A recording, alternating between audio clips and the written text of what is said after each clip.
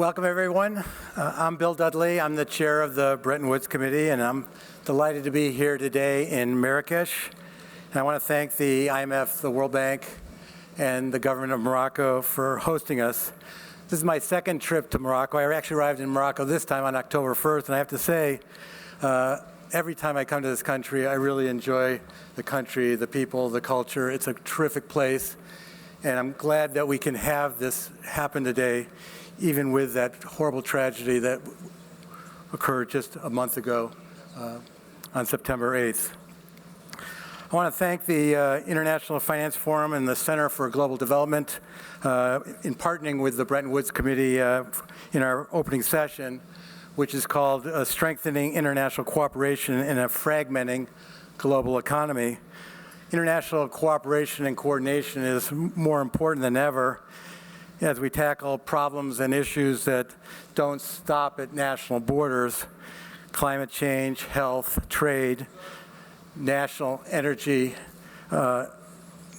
security, food security, and obviously issues with financial innovation that breach national borders. We're going to touch on many of those issues today. Before our first panelists take the stage, we're going to start with opening remarks from the IMF Managing Director, Kristalina Georgieva. Then after that first panel, I'll have the honor of having a conversation with her, a one-on-one conversation. We'll discuss a number of issues, including the outlook for the global economy, the issues of global governance, and a number of others.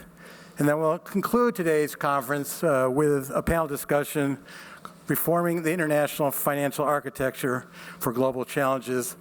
Clearly an important topic at these meetings and a very important topic for the Bretton Woods Committee. A couple of housekeeping notes before the Managing Director comes up on the stage. There won't be any breaks between the sessions. We'll just flow from one to the other. So if you have to step out, please do so quietly. And as always we ask in these kind of events, please silence your mobile phones. So to begin, I'm honored to invite IMF Managing Director Kristalina Georgieva to the stage.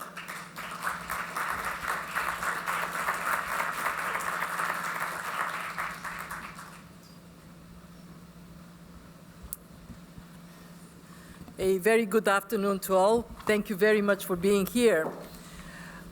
It is my great pleasure and honor to speak before an incredibly thoughtful group of people, moderated by our favorite journalist from the Financial Times, Martin Wolf. My opening comments would be very short. I would have a chance to return and have a one-on-one conversation. What I want to say are three things. First, why it is so important that despite all the geopolitical tensions and the factors that push us apart, we are able to come together, build the bridges of international cooperation. It is very important because we are in a more shock-prone world with higher degree of uncertainty, and therefore we need to bring our collective capacity to see through the fog in front of us.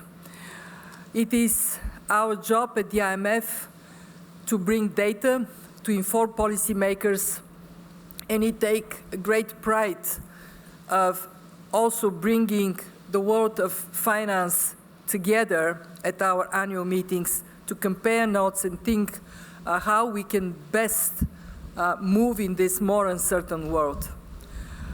It is very important because we have been severely impacted by this series of shocks. As of now, the world economy has lost $3.7 trillion of output, and these losses are not distributed fairly. The United States has already caught up with the pre-pandemic trends. Europe is 2% below this trend. China 4% below. emerging markets 5% below, low-income countries 6-7% below.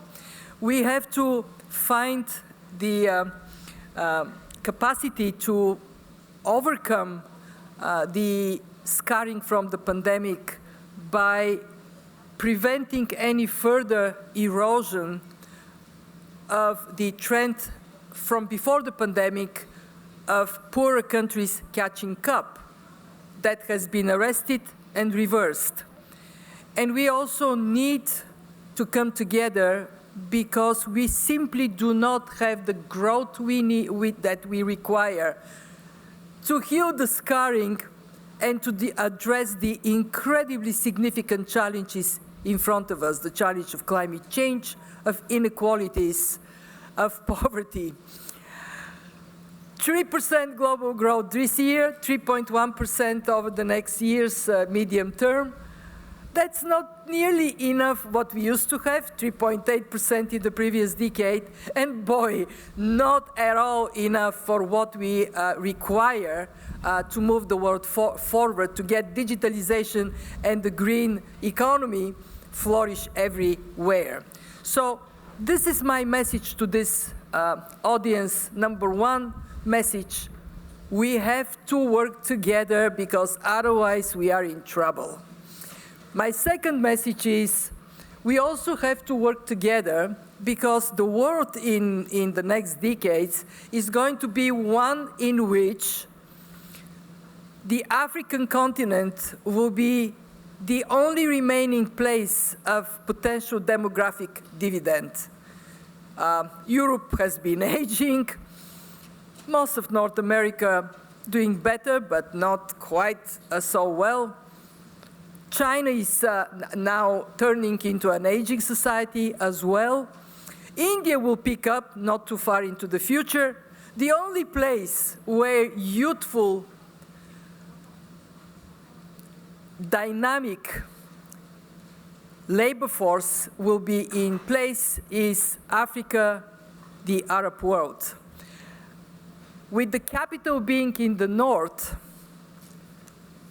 and the potential for growth being in the south, it is obvious we have to figure out a way to build a bridge for capital to flow where it would make a difference in terms of dynamism to benefit everyone. And my final point is we all have a role to play.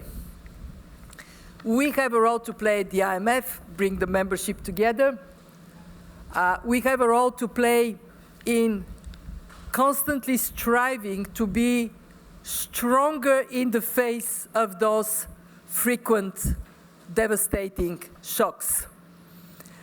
And that means to have the financial strength. Our membership is discussing increasing our quotas. I hope they would come to an agreement over the next days. We need to have more capacity for low-income countries. That means subsidies for our PRGT. Make the innovation of the Resilience and Sustainability Trust go to many more countries that are highly in need of concessional financing for the green transition. And above all, be trusted by the membership because they know that we speak truth to power.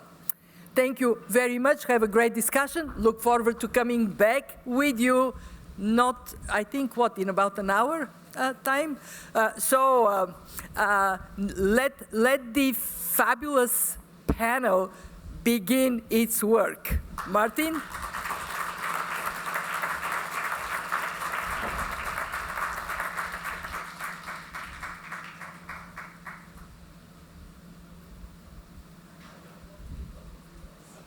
Hey, Welcoming great job. everybody. Thank you. Welcome.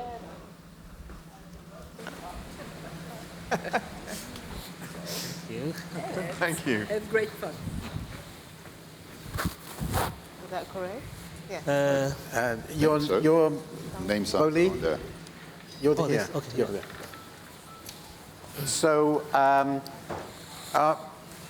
that sounds like a mobile phone somewhere. Please put it off or put it on silent. Thank you. So after this excellent introduction, we can proceed. I do have to say that as a journalist, I'm Martin Wolf from the Financial Times. It really worries me when people in positions of great power and influence describe me as their favorite journalist. It immediately makes me wonder what I'm doing wrong. Yeah, much better. So before I introduce it, the speakers, let me just say a little bit about it. We're going to talk about strengthening international cooperation in a fragmenting global economy. I think that's just about the biggest issue there is right now.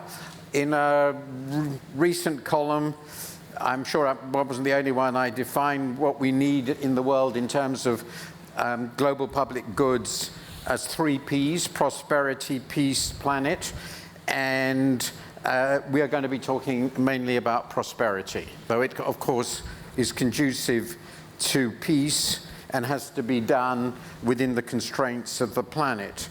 And I think most of us would recognize the extraordinary stresses the managing director described, which are geopolitical and economic, and of course, profoundly environmental. Think about the pandemic or climate. These are enormous challenges which are putting extraordinary stress on the governance of our world. So the purpose of this panel is to discuss how we're going to solve these problems. And let me just introduce the panel, and then we'll start straight away with the questions. So immediately to my left is Masoud Ahmed, who's president of the Center for Global Development. To his left is Bo Lee, who's deputy managing director of the IMF. To his left is Vera Songwei, who's founder of the Liquidity Facility and member of the high-level expert panel. In fact, she's done so much, I won't even go beyond that, but it's a great deal already there. To her left is Axel Weber, who's professor at Frankfurt University, and I won't even begin on the rest of his CV.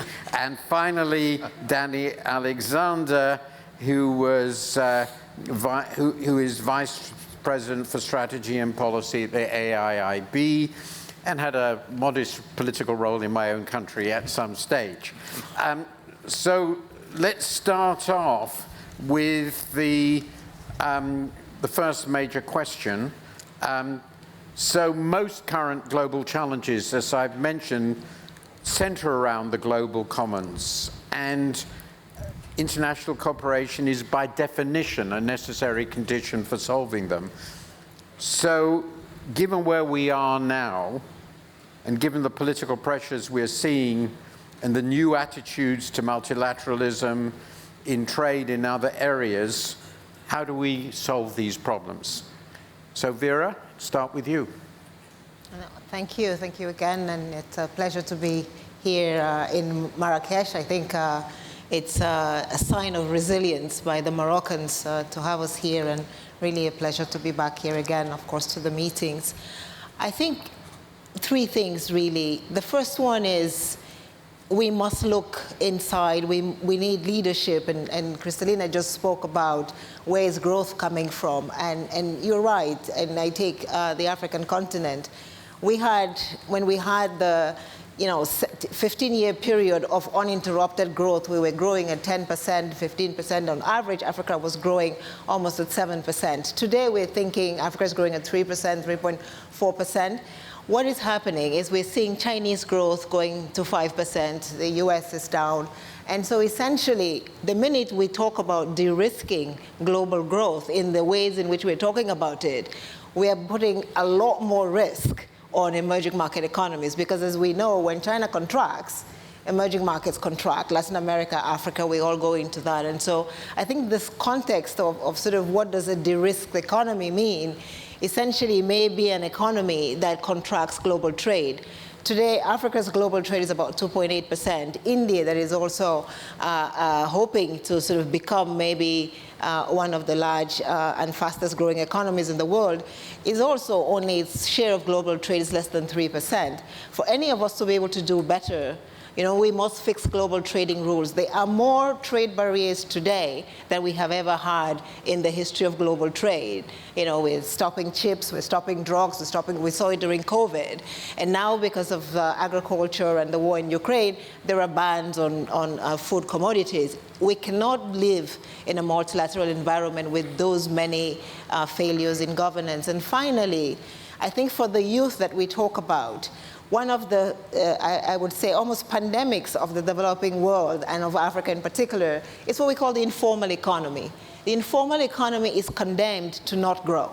And so until we are able to digitize those economies and make the labor force formal so we can translate that into productivity, measure it, and have it deliver something, we are going to be in a lot more trouble as we go forward. And so huge part of de-risking global growth in emerging and frontier markets is formalizing the labor markets and making sure that we can actually account for productivity changes within that.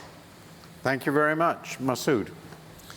Martin, I don't like the term de-risking that Vera just used for the reason that de-risking can cover a multitude of sins. And I think let's just get, if I can be a little more direct about it and say, look, there are two big issues going on right now. There's the obvious arguments for why we need to cooperate. Crystalline laid out the numbers, and you can make that case compellingly. And then there is a separate conversation going on, which is really a sort of geopolitical tensions, US, China, but it's got broader than that, about how we manage that tension. And I think the first thing that we need to do is to bring those two conversations together. Because you can come into this conversation today, you can have a long discussion about how great it would be in terms of international cooperation and how wonderful the outcome would be. You can probably find a large enough group of people like this sitting in another hall somewhere, having a conversation about how we need to find ways to protect ourselves in this geopolitical tension. We need to bring those two groups together and face the facts that both of these forces coexist. We do have these tensions and we do want to cooperate. And then the consequence of that is that instead of cooperating wherever we can, we need to start by cooperating where we must. And where we must is where, Martin, you started from, which is you can't solve climate without cooperating. You can't solve pandemics without cooperating. But there are other things where it'd be nice to cooperate, but the world will carry on without the same kind of cooperation. So I guess my message is recognize the reality that we are going to live in a world of geopolitical tensions for at least a decade, maybe longer, and figure out in that world where we must cooperate, and then have a hard-nosed conversation about why it's a win-win in those areas for us to cooperate. So that would be my plea. Can I just ask one follow-up question to be clarified, because it's to link it with what Vera said. Where does trade fall? I think trade falls, in my mind, in an area where you're going to parse it and decide there are bits of the gains from trade which you're willing to forego. Let's have an adult conversation about what we're willing to forego. And there are other areas where you feel that the costs of foregoing the gains from trade outweigh the potential risks from it. So if you're thinking about importing solar panels into the US, I would say that there's no reason why we put barriers on solar panel imports into the US. On the other hand, I can think about other areas where people will say, yes, I hear the gains from it, but I'm not yet in the market to give up my concerns for those gains. And remember, it's not the first time. We've had these issues on the table long before security came, because we were worried about child labor, we were worried about environmental standards before we were. So trade has not been the pure trade for a long time. Okay. Right? Axel, what is your view on the future of cooperation, if any? Well, I like to stick with Vera's topic on the de-risking side, because we have this multiple set of shocks and crises we just hit, and each one of them, solving it, will require a lot of additional money. But where we are is actually that the public sector, through the previous crisis intervention, has felt public finances is actually stretched to the limit.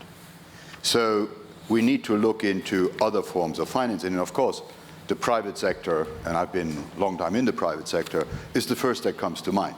But the private sector will always only come in when there is a business case to be made.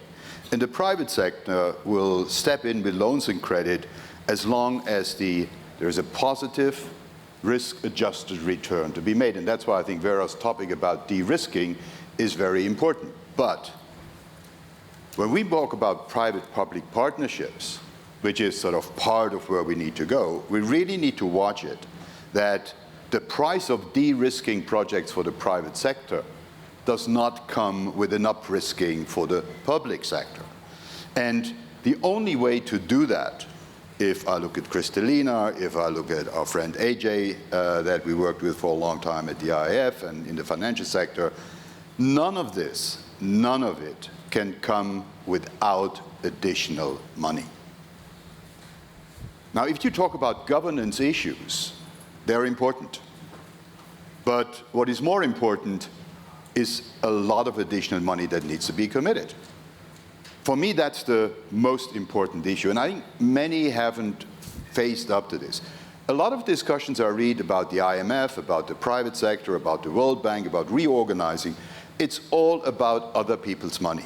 How do I commit other people's money and divert it from a task where it's actually bound, for good reasons historically, to something where I know I need money, but I don't find a commitment? That's a very dangerous task. And let me tell you, having been the governor on the fund for Germany for many years, the most difficult point in time where you could think about redirecting or reorienting funds is now.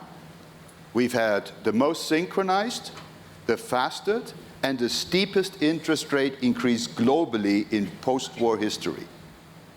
Usually, 2 to 3 years later, financial fragilities emerge. If you think you're doing something good for climate, go ahead and do so. But don't even think a second about reversing money from the fund aimed at their ability to finance a crisis-fighting agenda to any of these tasks. If you do that, you're just not doing anybody a favor. So just face up to the fact a lot of additional money is needed to de-risk all the risk we face, but it will not happen by moving risk from one part of the world, either private sector, to another part where the public sector is, because that is not going to solve the problem. The conclusion of this would seem to be that one needs more money, but nobody can afford to provide it. That's part of the problem. And I think, if you look at, for example, the discussion that were there at the Sharm el-Sheikh conference, we have actually a tool that we talked about financing additional money to go from the countries that are very developed, who have contributed to global warming through pollution in the past, to basically move money to where it's needed now to protect climate vulnerable countries who don't have the means to do so themselves. It's a non-brainer. Everyone agrees in principle, but nobody does anything about it. So as long as we feel good talking about climate on panels like this, I'm fine with it. But I'm not fine with not following up on action. We need to follow up on action, and with a lot of additional money. Danny. I mean, we're at a very interesting moment in a way, because we have the challenges of economic growth that Kristalina talked about. The climate challenge is ever more present. Geopolitical and security issues are greater. But at the same time, there is seems to be, Axel asked the right question about the money, but seems to be an emerging global consensus that this is a moment also when we have to strengthen multilateral institutions. We have to strengthen multilateral development banks like the Asian Infrastructure Investment Bank, the World Bank, and all the others. And I think that is a big part of the answer to the question that you posed at the beginning, which is that, like Masood, I don't like the term de-risking, but actually multilateral institutions are in themselves a way of pooling and sharing risks, of de-risking in a broader sense rather than a political sense. And the fact that all of these countries, our shareholders in our case, or in the case of other multilateral institutions, are at the same time willing to contemplate initiatives to increase the financial firepower, to strengthen the governance, to increase the cooperation among multilateral institutions as, if you like, although flawed as they are, and yet multilateral development banks are also the last best hope for solving some of these questions. I think that is a hopeful sign in amongst all of the gloom that we see. And AIB is an interesting example, right? We're a multilateral institution. We started work in 2016, perhaps before we were created before the serious political issues emerged to the extent that they have. But we have grown and thrived and expanded our membership in this circumstance, and I think that shows that there is and can be momentum to build and strengthen multilateral institutions as a way of managing some of these issues, and in one or two cases, especially climate, as a tool that is there to solve the problems. Okay, multilateral institutions, we're going to come back in the next round on what this means in practice. It's the resources they need, the governance changes, which are all pretty obvious. But first, Oli, how does this look to you? And how do you respond to what you've heard? Well, I will follow Danny to make a case for multilateral institutions. Just want to make 2 quick points. One is that multilateralism still works at many of the multilateral institutions, including IMF. One example is the latest instrument that we introduced, RST, Resilience and Sustainability Trust. This is a trust where we ask our wealthy countries and well-to-do countries to contribute their SDR reserve, and we can on-lend to developing countries. So this trust, we have donors who have contributed. It's not a donation, actually. It's investment. We have investment from G7 countries, but we also have investment from the BRICS countries. So this RST, we got support from countries both from the north and from the south. And countries from both north and south are coming together to support developing countries in their long-term challenges such as climate change. That's one example. Let me give you another example. In our Ukraine program, we got almost unanimous support, except for one country, and I wouldn't name that country. Except for one country, we got unanimous support for our Ukraine program. That's another example of multilateralism. So that's my first point. Multilateralism still works in many multilateral institutions. My second point is that the reason why multilateralism still works at IMF, at least I can speak for IMF, is that there is still a level of trust. There is still a level of trust by every member that IMF can deliver for the global commons. People, countries from the West, countries from the East, they still trust IMF. At some level, we can deliver on the mandate of promote global economic and financial stability. And that trust is very important, because without the trust, we won't be able to have multilateralism. So let's support multilateral institutions like IMF. Let's help them to maintain that trust. I stop here. So we'll move on to the next section, but just to give you a sense of what I've got out of it, so not necessarily what the panelists think, but then I'm the moderator. There are 3 things that have come up, it seems to me, very clearly. First, we need to get our minds straight, and we need to be particularly careful about use and interpretation of concepts like de-risking, because they can be very confusing and unhelpful, and they have so many different possible aspects. We need to sort out conceptually. Secondly, in many areas, we're talking about resources, money. And that's the biggest problem, it seems to me. And if we can't deal with that, and I was very much in the reaction to some of the remarks, we can't solve a lot of these huge problems. And those resources, of course, are linked with the fundamental question of who bears risk and how. I think it's very much what a number of you said. And the final thing is we are clearly moving, and this is, I think, the point Masood particularly made, is we're moving to a world in which people are trying somewhat to shift the balance between global commitments and what they perceive as sovereign imperatives. And we need to do that with the minimum possible damage to everything. And that's going to be fantastically difficult. I've written a lot about that. So let's move on to the next question, which is, in fact, how do we minimize the cost of fragmentation? Well, we don't need to assume that, particularly given the importance we've put on the institutions of global economic governance.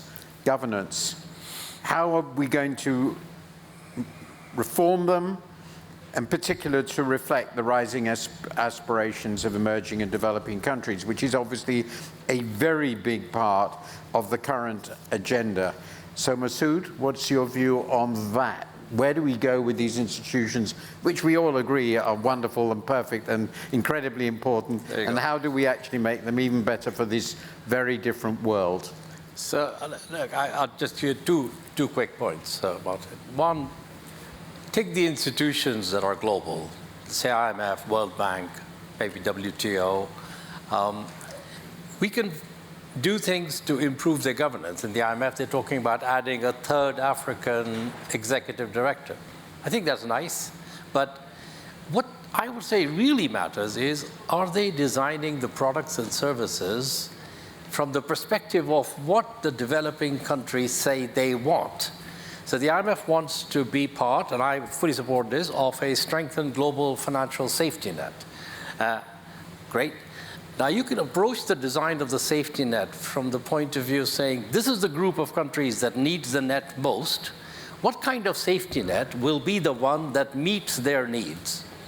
There's another perspective, which is still in the minds of a lot of people, including some on the boards of the IMF, who's saying, I want to design a safety net that is really going to be an elite safety net that will only, for you to be eligible to use it, you have to meet a whole set of conditions that will exclude 90% of you, but it'll be a really nice safety net. And my test is that it'll actually never get used by the time we finished.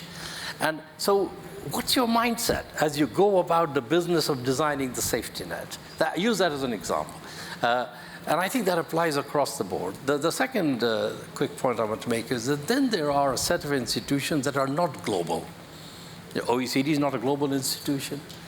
So using those institutions to design rules that apply to the rest of the world, I mean, I think an international tax treaty is a good idea, but it's an international tax treaty designed amongst the people affected by it, but the implications for the rest of the world, that process needs to be done in a way that involves the rest of the world much more explicitly if you want to get their buy-in. So perhaps that would mean moving them from those kinds of institutions to ones that do have global participation.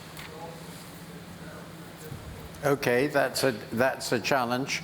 I mean, I think the answer would be, well, if we'd pursued that path, there would never have been a tax treaty, which is perhaps not that productive, but we can come to that later.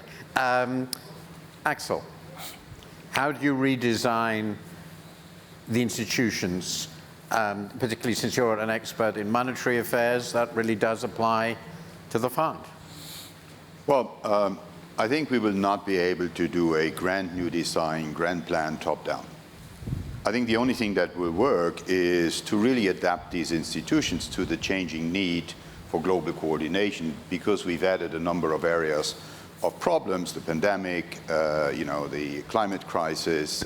We are facing a crisis of, cost of living crisis, basically, in many emerging markets, and we're facing wars. So the only thing that helps is really changing these institutions pretty much organically, which means you basically need to keep the borderline core mandate of these institutions intact, but add another dimension where they can be helpful in solving another problem. Take the case of climate. It makes no sense for the IMF to do anything else then use upfront financing for de-risking and front-loading the de-risking in climate-vulnerable countries. And that can be done through the standard instruments of basically using money in these countries to basically fund action up front that will later then be replaced by more fundamental action of institutions like the World Bank. What we need is a transition from loans and grants to long-term investments and money that stays. Money that comes in short term to finance a big task, but it has to come at the usual terms. If there is a mandate that you want to achieve some outcome that is more climate positive, you need to attach that to the conditionality of these loans. So I prefer to think of the additional money for the fund as something that I prefer to call climate drawing rights rather than special drawing rights, which basically means the additional money is earmarked for action of the fund to de-risk climate vulnerable countries up front through its usual conditionality, advice, and money. Then you need the broader troops to come in from the World Bank that help long-term put investment infrastructure on the ground that makes the carbon transitions in many of these countries. And that cannot be through loans because these countries will not be able to pay back the money. It has to be in the form of grants and long-term investments. Actually, I prefer that in the sense for the World Bank to think of that as an increase in paid-in capital, and I prefer to call it climate capital. Because the World Bank needs additional money. I'm very concerned that what institutions and policymakers talk about is rerouting existing money to make things not meet the end in a multitude of tasks. Additional money committed for the World Bank to do its job on climate investments in these countries. And in that sense, I think you can, but if there's a totally different question if you ask me, are you illusionary and think that that will ever happen? I think the problem is countries are great in making commitments, but they're not that great in following up with money. And that is something that really needs to be brought to the game. We need to deliver on that because the lack of basically delivering the money causes the inaction to happen. And that's where I think no grand new designs, use what these institutions are best, augment their mandate, and enable them with additional funds to do a better job, not just on fighting all the problems they used to fight, because they're not solved. You're adding new problems. It's a non-brainer. You need to add new funds. Okay. That's certainly a challenge. Bo Li. Well, I will follow my previous speakers by saying that completely new grand design, to me, is not practical at this time. I think what is practical is to strengthen the existing institutions. That comes back to my earlier point. If we can strengthen the existing multilateral institutions, help them to continue to adapt, to evolve, and to improve, that may be much more practical than coming up with a completely new design, which to me is not very practical. So there are two aspects to this in terms of strengthening the existing institution, because if we don't do it, we may lose the trust that I referred earlier, because we are in real danger of losing trust if we do not adapt, if we do not reform, if we do not strengthen. So there are two aspects to this. One is to help the existing institutions to work under this new environment, to come up with new instruments, to come up with new mechanisms, to utilize their existing room to support more countries.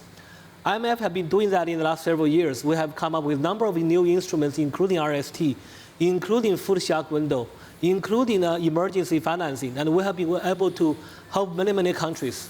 That's one aspect. Another aspect is to help them to raise more capital. For example, we are doing our 16th general quota review. That is our way of raising more capital.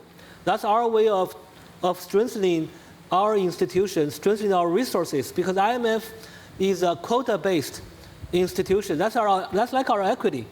We cannot rely too much on borrowed money. We have to have our own equity to be a strong institution.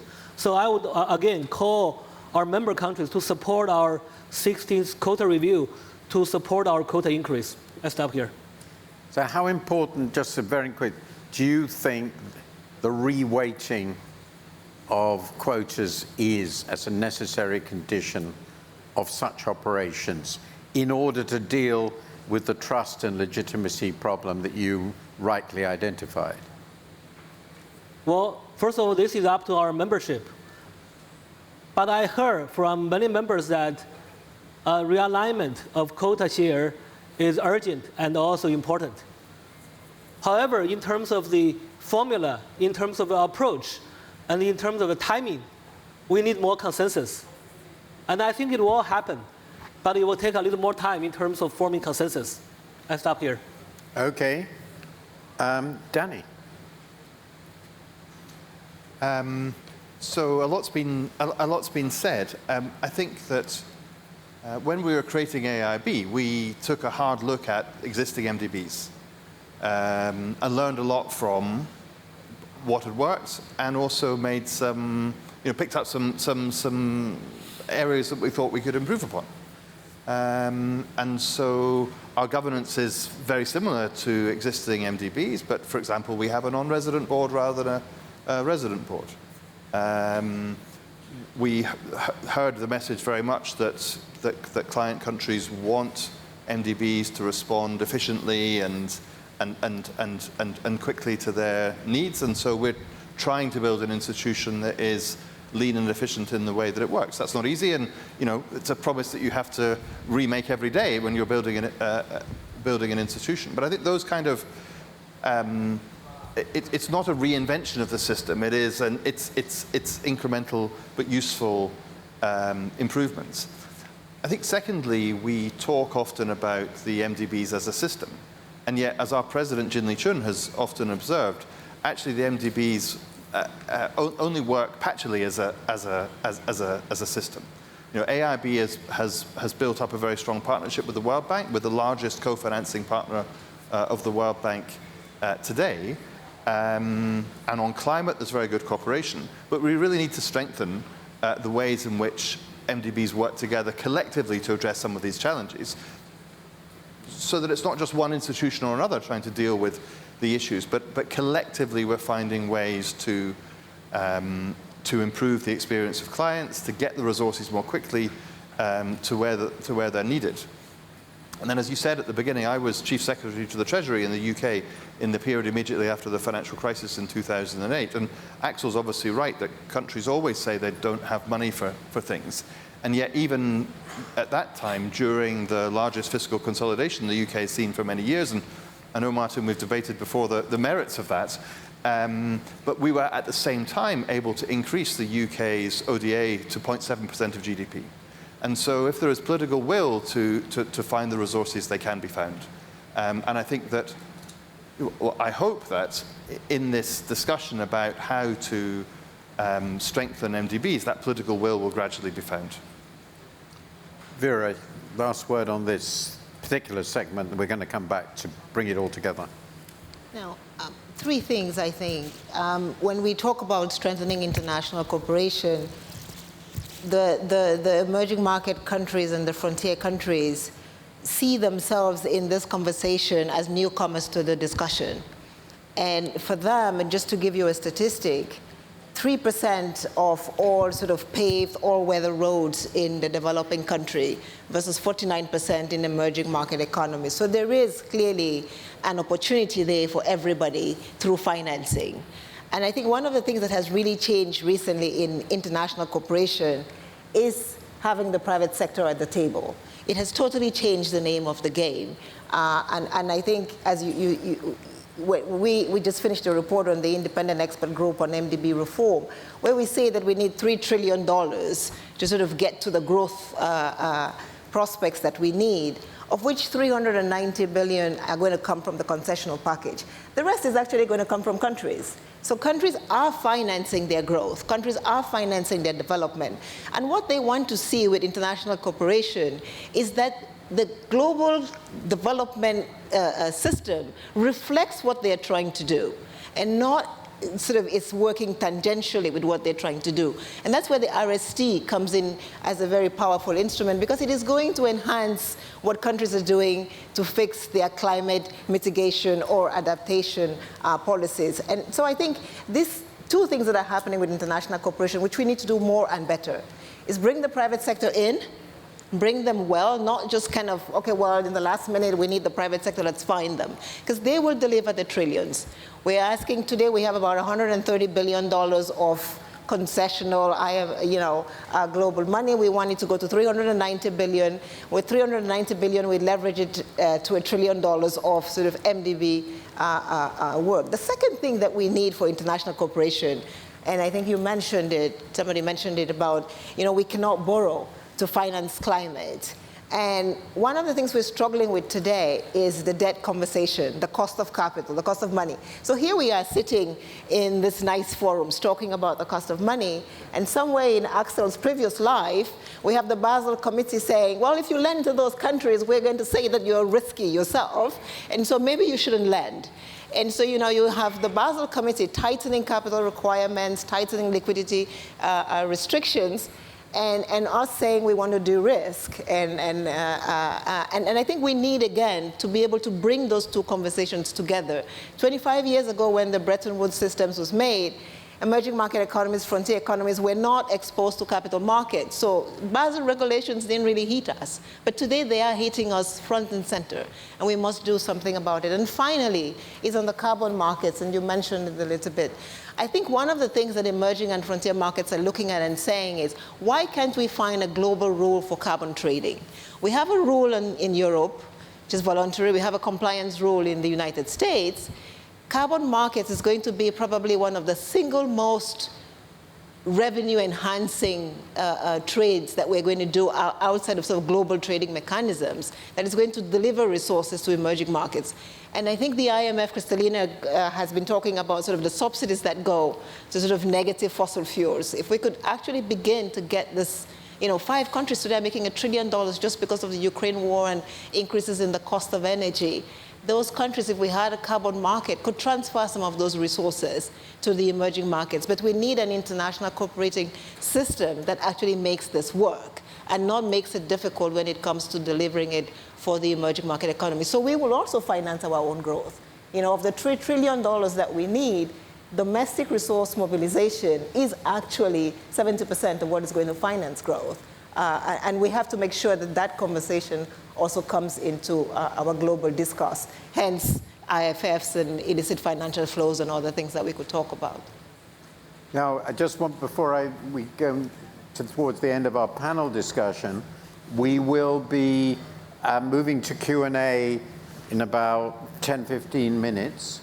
So you might want to think about any questions you want to ask. I have a rule, which is all questions can be asked in one sentence, and it ends with a question mark. You can assume the panelist understands the question. If it goes on longer than that, it doesn't count as a question. I want to bring this discussion together, and we've sort of collapsed what were going to be two separate strands, but they inevitably came together.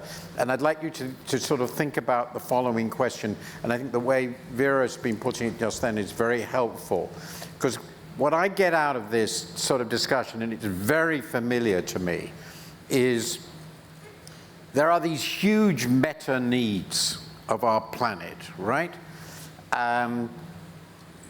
So leave aside strategic order and war and all that horror, and just focus on the other two. We have these huge planetary challenges, and given what's been happening this summer, I just read in my paper recently that September is incomparably, the last September was incomparably the hottest ever by 0.5 degrees centigrade, which is pretty scary. This is an enormous meta issue. It's a public good issue, and we cannot allow us, it's logically impossible to allow us to fail to achieve it, because the cost of capital in specific countries which are important for this is too high because it's there. That just doesn't make sense. And you were talking about carbon trading. It's obvious we must have some way of paying people to preserve forests, because it's a very, very valuable contribution to. So there's these huge meta needs. And the other one, obviously, is prosperity. And having just read the WEO and written about it, I mean, the points that Kristalina Georgieva was making are obvious. We are failing economically, dramatically. The most striking data in this is that essentially convergence has stopped. That's a pretty big deal. The implications of this are where we are isn't working. We have to do some very, very big things. And we've discussed them.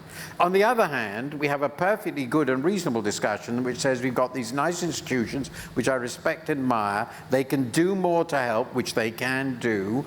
But you and I know that the gap between the latter and the former is so how do we close that? Is it feasible? What institutional and political arrangements might make it imaginable? If you sort of think about that challenge, where might we go? Because I think it's this gap that is the frightening thing. So I'm going to start with you, Boli. Well, that's a very big question. Let me start with one observation, which is that if we want to fill that gap, the gap between the global needs and the supply of that needs, I think one key aspect would be that public sector needs to take more risk. Because if you believe there is a big market failure, because this is global common and there is big externalities, it's a big public good issue, then we need public sector to step up. Public sector can step by doing a lot of investment. But at the same time, we know that no matter how much public sector invests, it's never going to be enough, right? We see many reports saying that, if we need like trillions every year, and public sector probably can come up with less than 1/3 of it. So we need to crowd in private sector. But how to do that? If public sector is not willing to take more risk, how can we expect private sector to do it if there is huge externalities, right? Because if there's huge externalities, there's a huge market failure by definition. So if we have market failure, we cannot expect private market will solve it unless the public sector step up. And public sector step up not only by increasing investment, because we know that investment will still not be enough. We need probably a lot more in terms of private investment. So how to crowd that in? Crowd in the private capital? Public sector has to be willing to provide the equity, for example, the first loss capital, to take more risk. And another related aspect is that there's already too much debt everywhere, too much debt in the developing countries. If we want to help them, we need to provide more equity. We cannot just keep lending to developing countries. Their capacity to borrow is limited. It's already reaching the limit in many countries. We need to think about other ways to finance. And one way to finance is provide equity. Right? That comes back to my first point. Providing equity is also a way to assuming more risk. So these two actually go hand in hand. If we want public sector to assume more risk, public sector should take the first loss. If we want to reduce the debt burden of the developing countries, public sector also will need to provide, the international community should provide the equity capital. So all this combined together, we need more equity. We need to think about creative ways for public sector to come up with that equity. Let's stop here. Okay, very good points. Vera, would you like to say any more on this subject? No, I think three things that we need the global financial system to do. And again, on the independent expert group panel, we exactly say what you said. We say the world is on fire, right? And if the world is on fire, we cannot do things incrementally. We need to go at scale, go with speed, and make sure that it's inclusive. And for that, we are asking for an international financial system that is bigger, Bigger, which means shareholders need to put in additional capital. It's actually, when you think about it, and we talk about the International Development Association, IDA, for most of you who know that, IDA contributions since 2012 by our shareholders, the last time 0.7 was met, have been going down consistently. How can we say that we're in a crisis, in the worst recession in 25 years, and still then keep our institutions smaller than they cannot respond with the kind of firepower that they need? I think that we must make sure that those institutions get bigger. Bolder, in some senses, they need to take more risk. Exactly as you said, today we're talking about the meager guarantees. We're hoping that we can get a lot more guarantees. For every dollar you get 4 more in sort of private sector crowding in and mobilization. But it means that the private sector needs to do more. And better is really, we are now in a different world. We're in a world where our clients of the MDBs are going to the markets. There's sophisticated new products that are out there. And so we need also the staffs of these institutions to be able to have those conversations with carbon markets and sort of climate exchanges and carbon exchanges, debt swaps. We're now struggling with the common framework and how to design a common framework that takes into account domestic debt. We've seen with Ghana and places like Sri Lanka. It was not in the initial DSAs. And so how you manage private sector plays in resolving debt issues is a new problem that has come up. And so we need a better sort of set of human capacity to be able to respond to this problem. So bigger, bolder, and better. Danny, I'd like to ask you, actually, I think you're the only person on the panel who's been a real live politician. It's very important because what you're hearing is, and I'm just very interested in your perspective on that side, huge global challenges, huge resource needs, a key role, I think most would realize, in some form or another for the public sector. But as Axel rightly said, the public sectors of let's just focus on the high-income democracies, so I won't talk about the BRICS, another set of problems, but these are the countries which are likely to be expected to put up a very large proportion of it. Their economies aren't doing great, better than lots of others. Public finances are under severe stress, aging, interest rates are rising. How do you sell this? Is it sellable? How do you go about explaining that this is so important for their future and the future of their children and grandchildren that they just have to be prepared to put resources into it? Accepted that, of course, the dominant part will come from the private sector in the end, but the catalytic role of the state, of the public resources, is just inescapable. Is that doable? Yes, it is, and it has to be doable. I hope it's working. This is what happens when politicians start to talk about politics. Someone switches the microphone off. Which is maybe a lesson in it. I think it's working. Is it working? I'll try it. Okay. That's not working either. Okay, well, let me try this one. That is working. That's Thank definitely you. working. Give the ex-politician his voice back. Thank you very much indeed. I mean, it has to be sellable, but I think it probably has to be sold in a different way. Back in 2012, 2013, when we were in the UK in an economically challenging position and put the aid up to 0.7%, we sold it basically with a sort of moral argument. And I think now it has to be much more of a sort of self-interest type argument. I mean, as you said, we've just experienced the hottest September in living memory, or in as long as records have been done. As long as records have gone on. And people all over the world, I mean, mainly in the developing world, but increasingly in the developed world, are experiencing the price of that. And I think that, despite some, even in the UK, some recent changes of policy, I think those arguments are powerful ones. But you need political leaders who are going to put that at the top of their agenda and going to invest their political capital in making those arguments. And that is where I see some this kind of current debate that's coming together through the G20 is suggesting that some leaders are willing to do so. It was very interesting. I think we were both in Paris in June at the summit that President Macron held. And there was an example of a global leader who was willing to say, this is one of my top 1 or 2 priorities, and I'm going to invest time and effort in making this argument.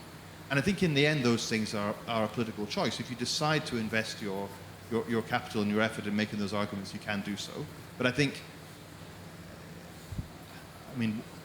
one challenge is that it's very hard to explain counterfactuals to voters. But here we can quite evidently see which way is the world going if we don't act now. On climate, you can look at the consequences of that for issues that are hugely politically salient, at least in Europe, like migration, for example. And I think you have to build an argument from those from those foundations. And then, what's striking is at the domestic level, state capitalism, the decisions by governments in the US, in Europe, and so on to follow an approach which is basically large amounts of public subsidy for domestic industrial policy fueled by climate transition is very strong. And actually, the resources that are needed to strengthen the MDBs are quite a small fraction, to be honest, of what is currently being thrown at that kind of state capitalist, for want of a better word, approach to decarbonizing economies. And so if you can fit it into the same context, then I think you probably can win that argument, yeah. It's always easier to sell something which gives you jobs at home. Axel, because this is very related to where you started, so what is your perspective on this? Well, so first I'd like to sort of just reiterate what Vera and also Boli said.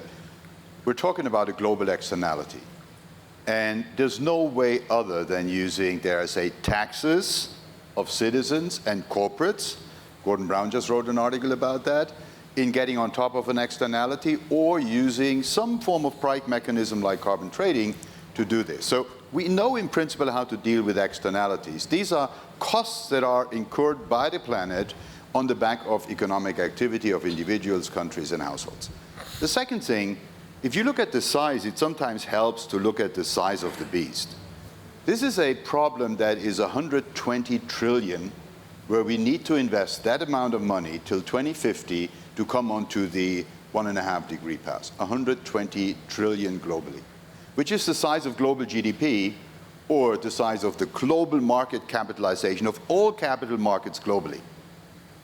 Now, 25 years, global GDP, which means 4% GDP globally every year. That sounds a lot more doable. We have to turn this into a 120 trillion business opportunity. Because what is needed is a transition of corporates by using clean energy, by getting off fossil-fueled energy construction in backbones of our energy systems. We need a transition that is required there, and it's a corporate sector transition, and it will be funded by the financial sector. Where we need additional action is on the commons, which basically means at the moment we're putting the country where the global commons are in charge of their well-being. That cannot be the case.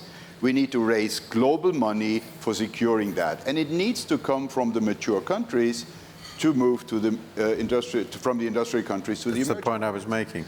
And actually, I don't think it helps at this stage to really argue about the past. We have to change from a backward-looking way of assessing this to a forward-looking one, because the opportunity costs are ahead of us. If we don't get on top of this, we will see a lot of problems emerge in the future, and the past is only a very inadequate approximation of the kinds of problems we will face going forward. So we're doing ourselves a favor if we get ahead of the curve, and we're clearly behind. And for me, bringing in the private sector, bringing de-risking emerging market investments for the private sector is important. You talked about the right thing. Under the current capital regulations, any investment long-term in emerging markets is a project where I need to 100% underwrite it with capital as a financial institution, because it's seen as a very high default project.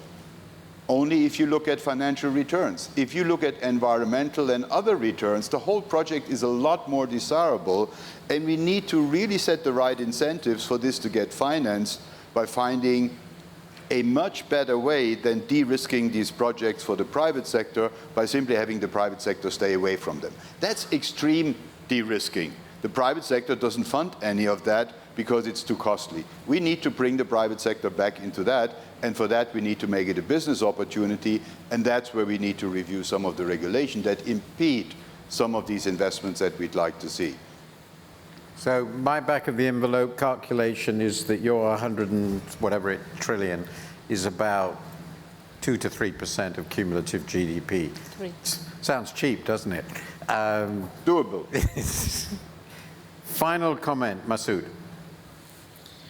So I would say that when it comes to the reorientation, refocusing, strengthening of the IMF, the multilateral development banks, I'm actually quite hopeful. I think there is a process, there's a momentum.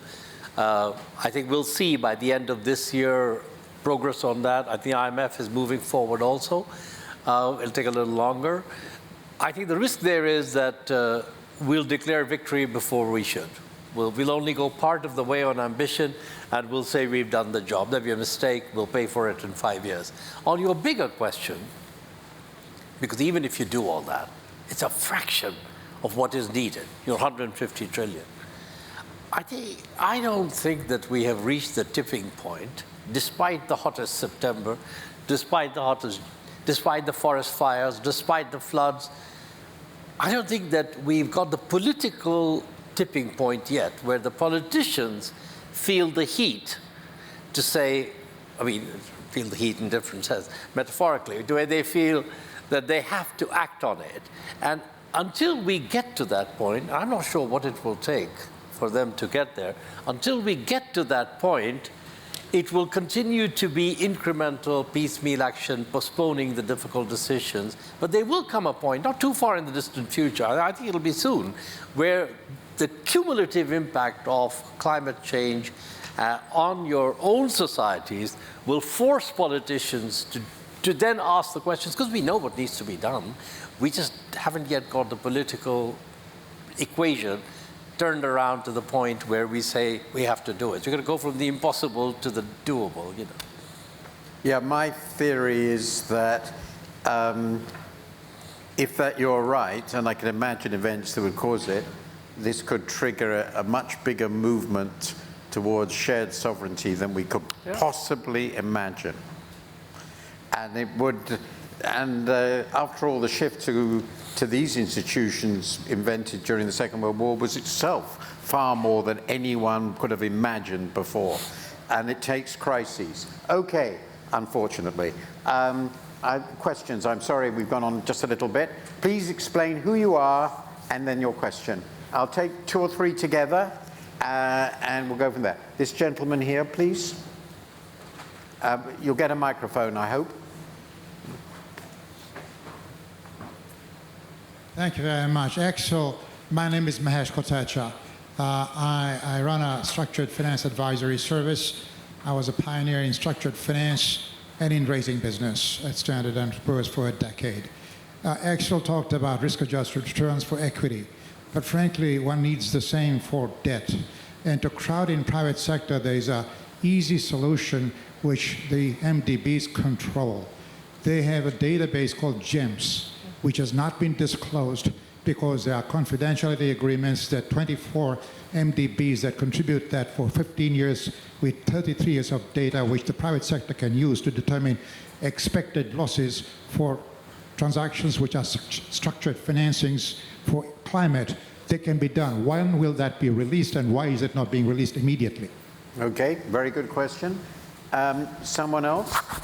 This lady here, please. You stand up, they'll see you.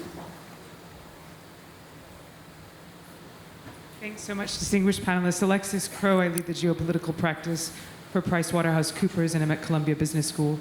I have one question. I very much agree with Mr. Lee's remarks on the public sector needing to take on more risk.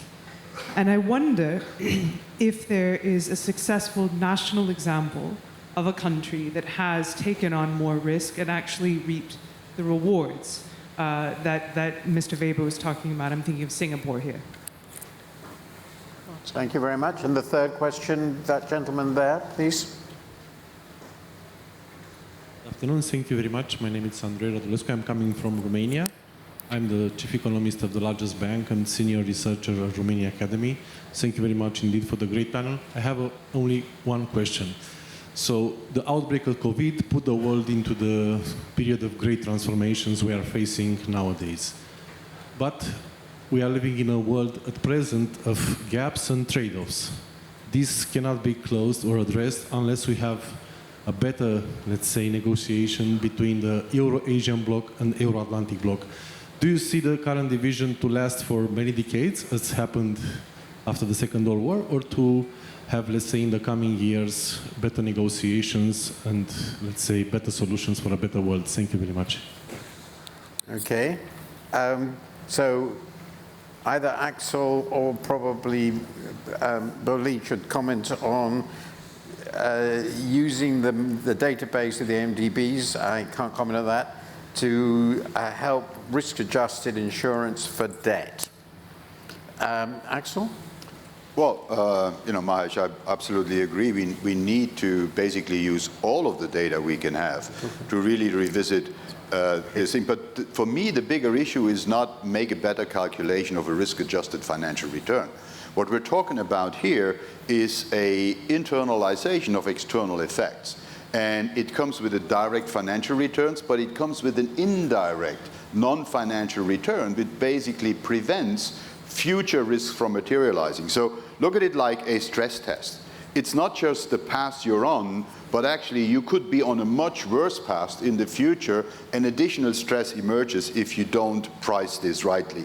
And I think at the moment we're sort of too much in pricing the financial envelope the right way, based on our experience in the last global financial crisis.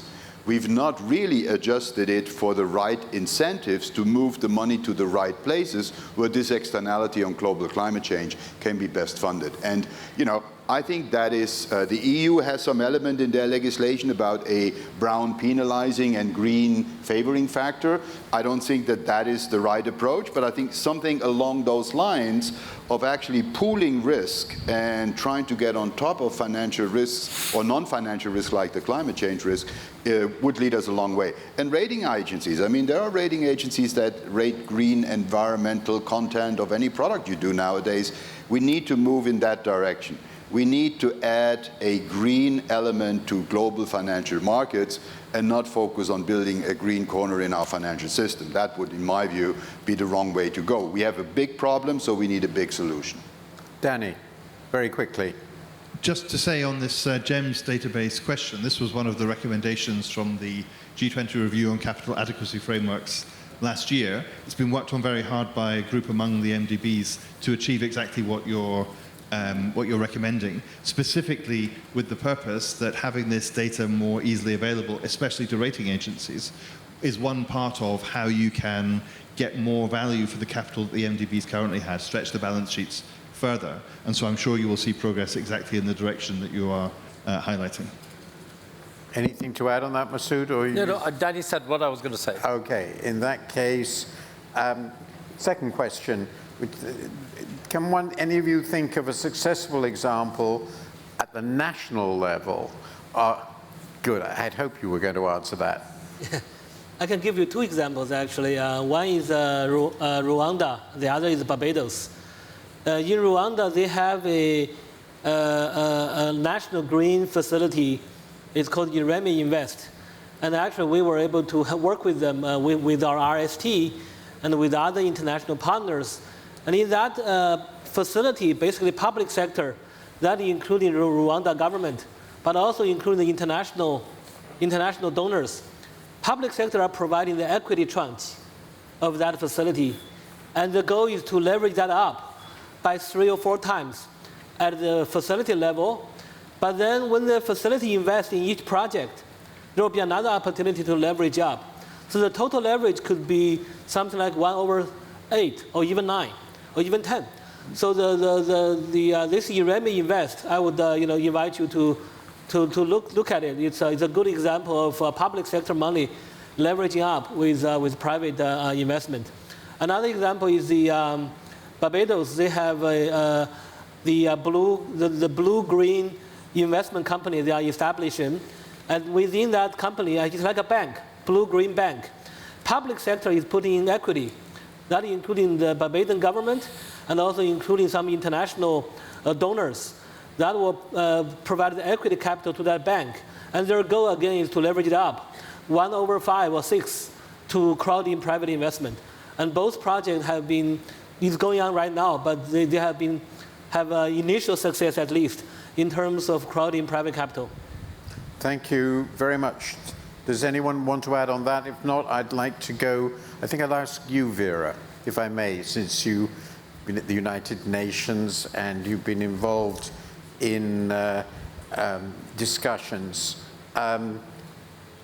In practice, leave aside we all know the geopolitics out there, but looking at your experience with practical issues of the type we're talking about, and some of the others, which are never, a bit more technocratic, can be dealt with at the more technocratic level.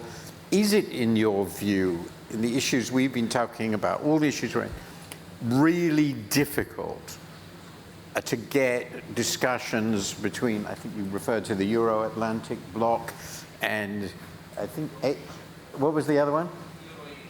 Euro-Asia. Okay, you know what I mean. Yeah, we all know what's going on in high politics, but is it actually that difficult in your view to get sort of, as it were, sensible people together in a room and recognize there are problems we share, this is what we need to do? How do you perceive that?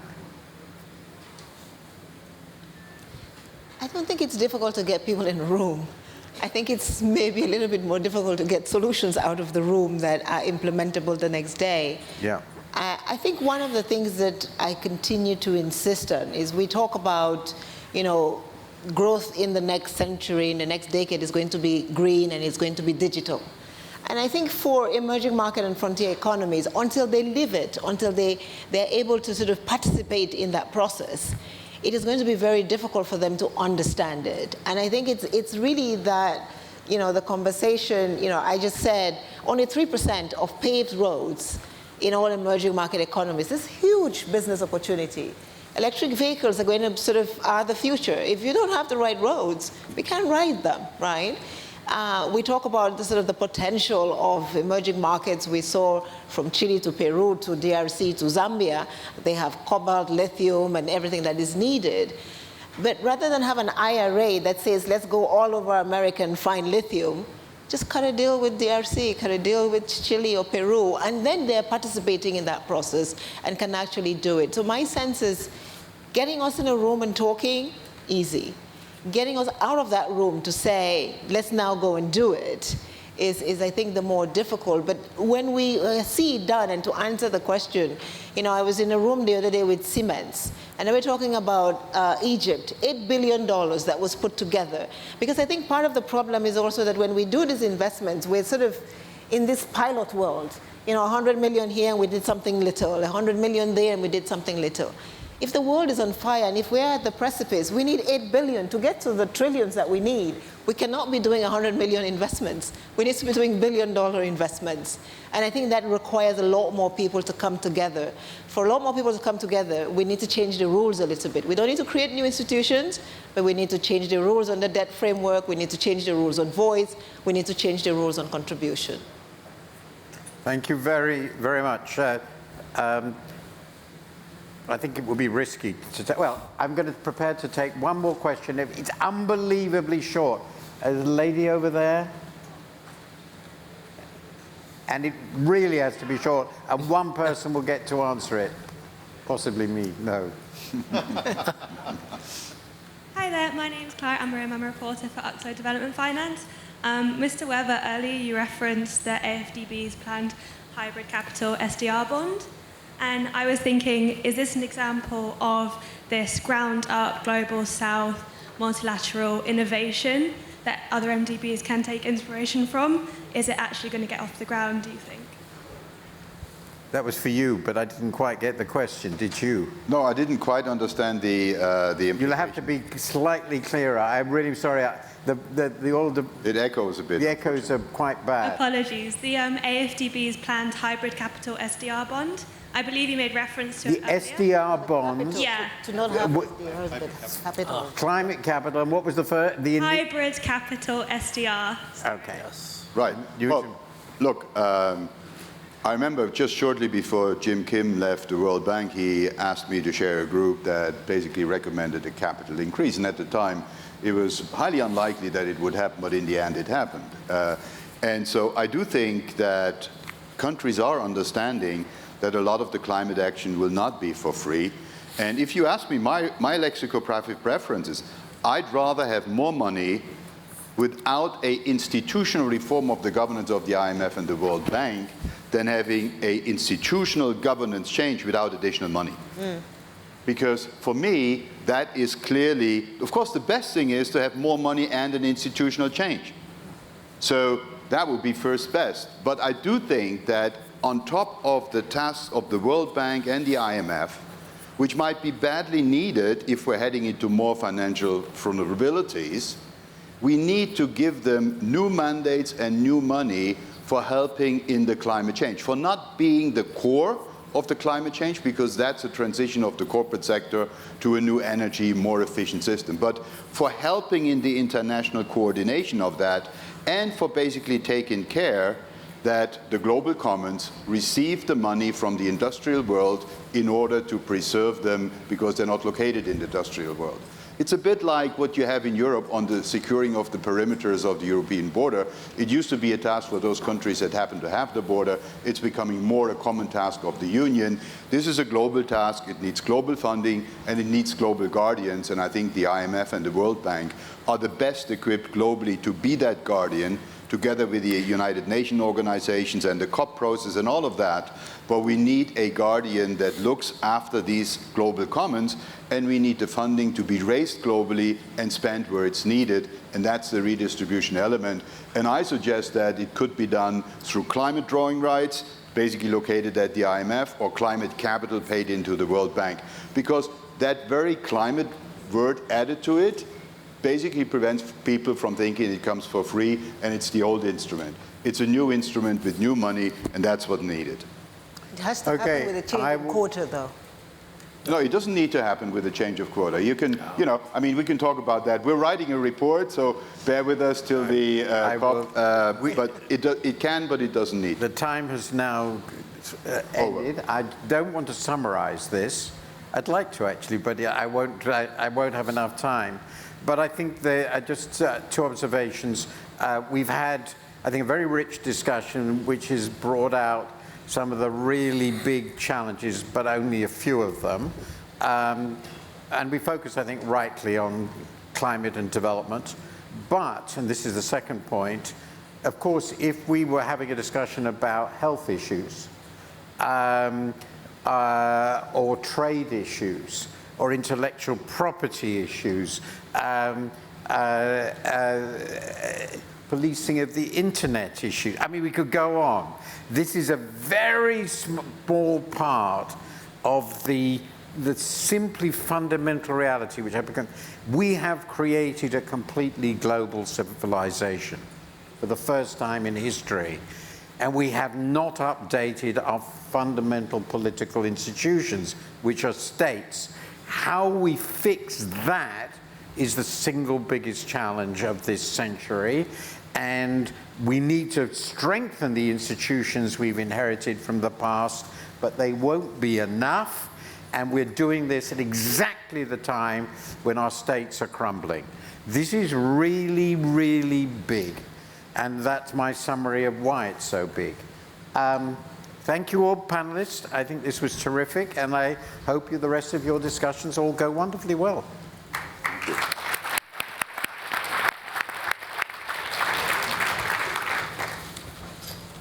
And congratulations. I'm glad to hear that. I knew nothing about